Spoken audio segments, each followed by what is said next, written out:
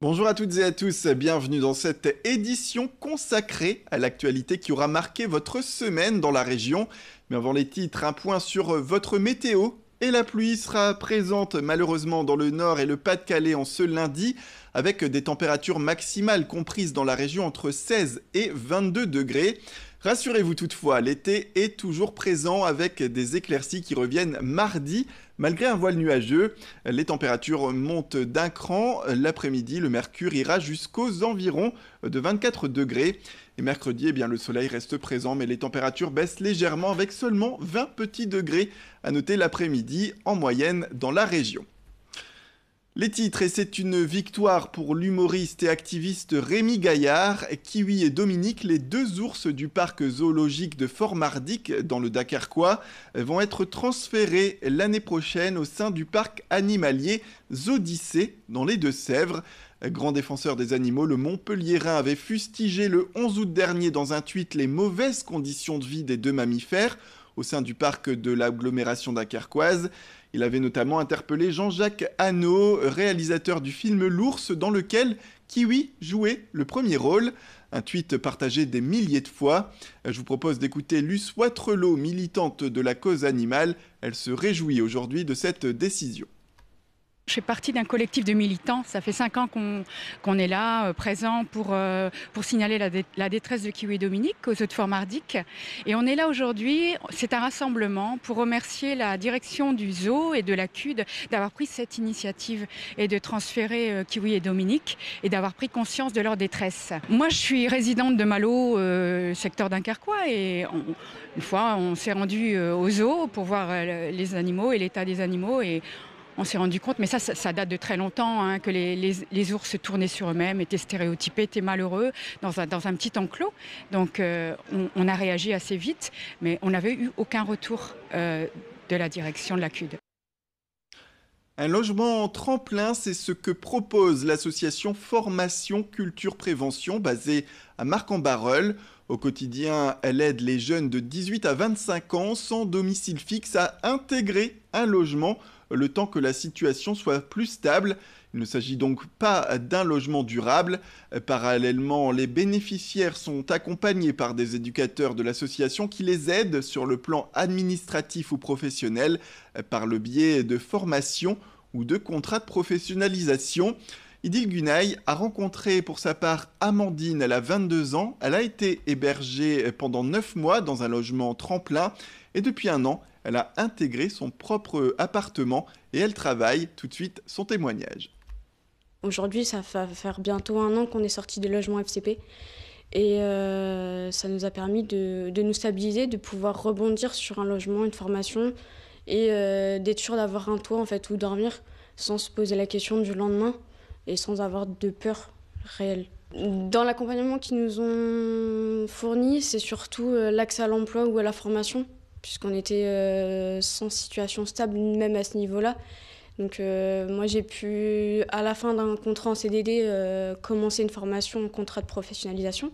C'est un vrai bonheur parce que quand on regarde le parcours qu'on a fait derrière, on est vraiment passé par de belles étapes et sans l'aide des éducateurs et de l'association, on n'en serait pas là aujourd'hui et c'est vrai qu'on leur doit beaucoup quand même.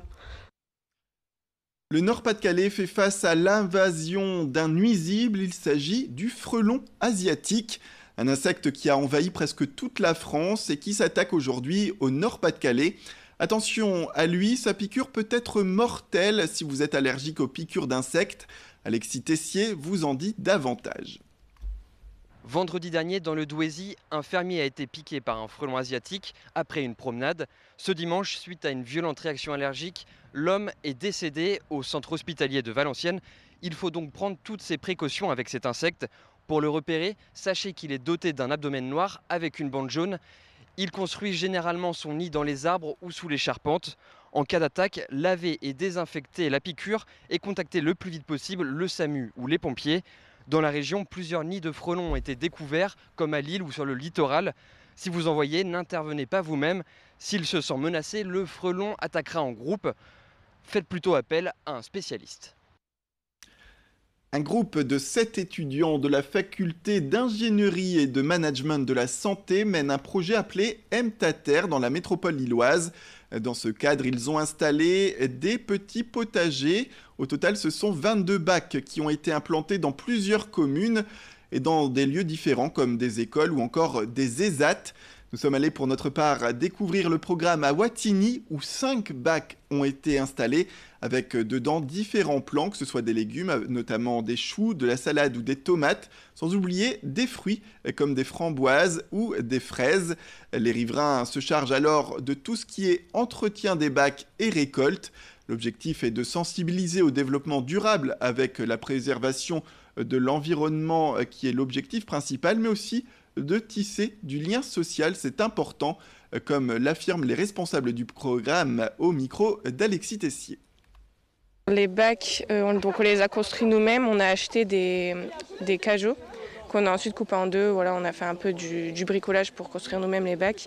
Et les plants, donc, ils viennent d'un partenariat avec un agriculteur du Douaisis. Bon, il y en a qu'on a acheté aussi en plus, vu qu'on avait plus de demandes que prévu. Ça sensibilise au développement durable déjà par le fait qu'on cultive nous-mêmes nos produits locaux. Donc ça évite d'acheter en grande surface des légumes qui proviennent de pays exotiques. Donc ça réduit l'empreinte écologique.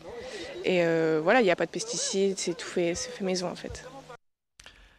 À Dèvres, le village des métiers d'art abrite une dizaine d'artisans regroupés dans un complexe de 2000 m², une structure où le public peut venir voir en direct le travail des artisans. Tout de suite, le reportage de Corentin Escaillé sur place.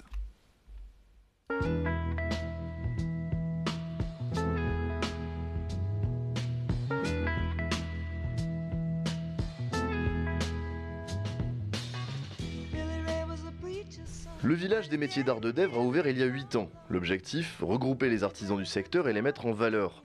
Ébénistes, menuisiers, sculpteurs, bijoutiers ou encore graveurs, les métiers sont nombreux et ici tout le monde peut venir les observer à l'œuvre.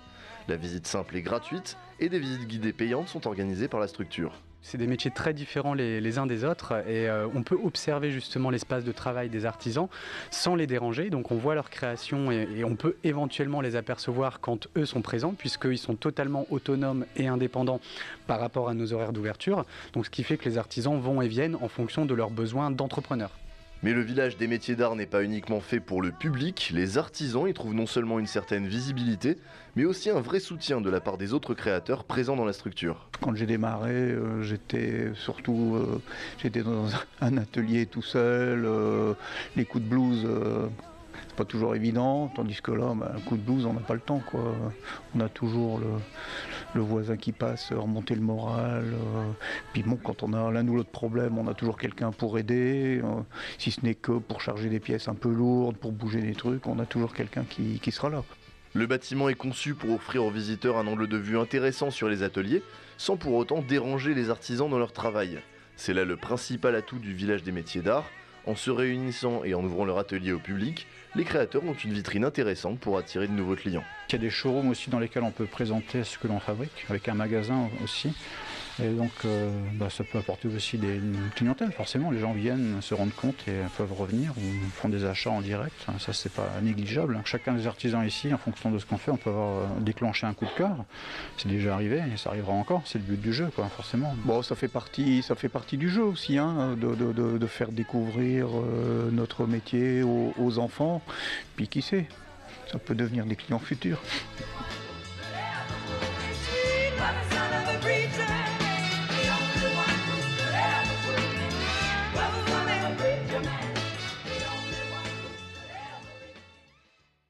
Voilà, c'est la fin de cette édition. Merci à toutes et à tous de nous avoir suivis. Restez avec nous, l'information continue.